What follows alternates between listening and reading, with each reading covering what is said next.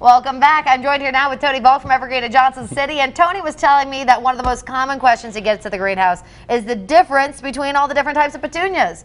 Now, Tony, you said there are around like three different types, three main different types. Okay, why do we need to know the difference? Well, they grow different and they have different care.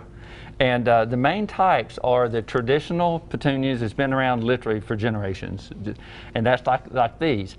And the main advantage of these is they're much less expensive. You can get like a little pack of 4 anywhere for like $2. They're like 50 cents a plant. It's cheap. The disadvantage is you have to keep them deadheaded, which means you have to keep the dead blooms pinched off.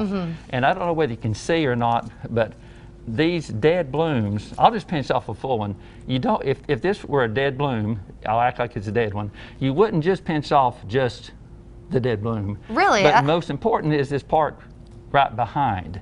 That's the seed pod.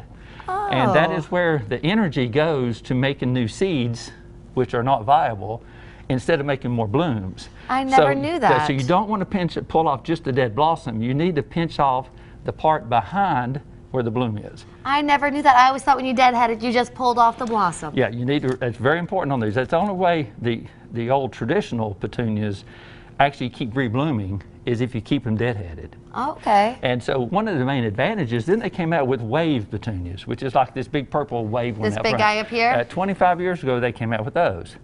And they are the main advantage. You just fertilize them a lot.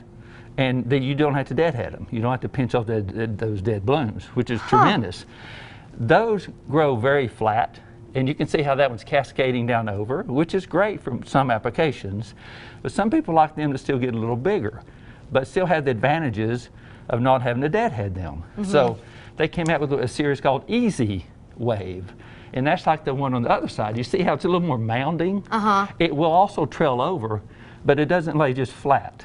That makes sense. You know, I didn't have any idea. I thought you had to deadhead every single type of petunia. Now, you would think, you know, I like to see this one, it's in that hanging basket, that you may want to put some of these ones that you don't have to deadhead in areas that maybe are a little harder to reach. Exactly, absolutely. That's a very good point.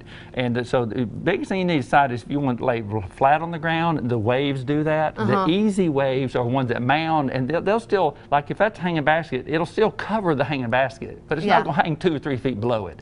So it's kind of in between. The last series they came out with is generally referred to as super petunias. And they are ones that even get bigger than the easy waves. They get real tall, real big. One plant will get like 2 or 3 feet wide, 2 or 3 feet tall. Huge. This little guy? Exactly. It's amazing. Wow.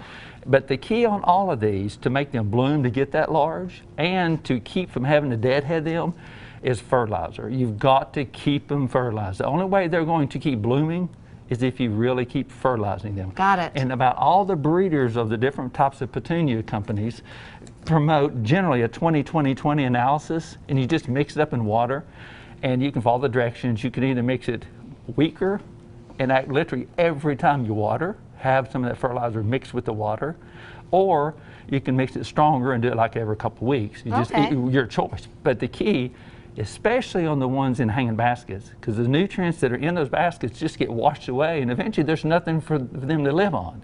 And like this little plant, which is called a million bell, if you tell close enough, see how the foliage is just kind of yellowish compared to, say, this real dark green?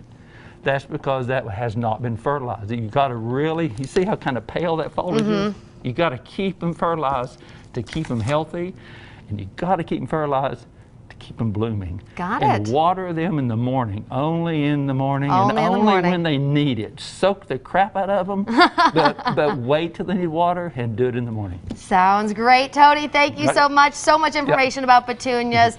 Didn't know before. Tony, we appreciate you. Now, don't go anywhere. We'll be right back with some national news coming up after this.